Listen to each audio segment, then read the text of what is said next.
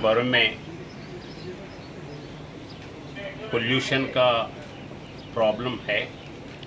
Pollution में ज़्यादा से ज़्यादा एनर्जी पोल्यूशन के बारे में सोचते हैं।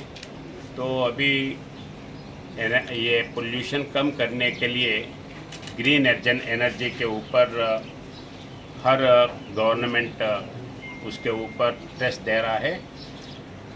अपना सेंट्रल गवर्नमेंट भी ग्रीन एनर्जी के लिए और रिन्यूएबल एनर्जी के लिए ज़्यादा से ज़्यादा प्रयास करते हुए अभी केवल एक 10 साल पहले अगर सोचे तो एक मेगावाट प्रोड्यूस करने के लिए 18 करोड़ होता था।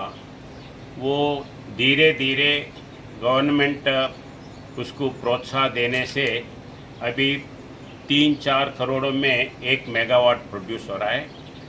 पहले सेंट्रल गवर्नमेंट इसके लिए पावर सब्सिडी देता था।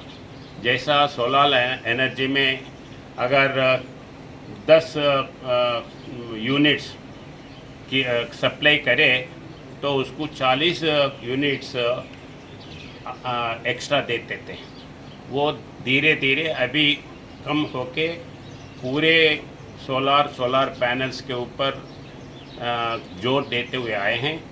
अभी हर घर के ऊपर आप सोलर यूनिट रखो और फ्री बिल ले लो, करंट का बिल का ज़रूरत नहीं है।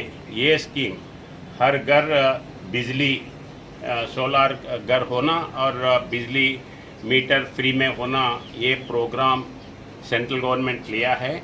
उसी हिसाब से अपने ये गवर्नर के बंगला के ऊपर भी, राजभवन गवर्नर बंगला के ऊपर भी ये हम लिए हैं।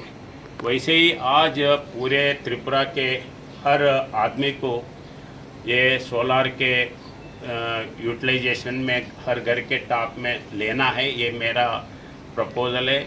और जहाँ जहाँ विलेजेस है, विलेजेस में रूफ टॉप नहीं है, वहाँ अगर सेल्फ हेल्प ग्रुप्स है तो self help groups jointly solar power connection दे सकते हैं।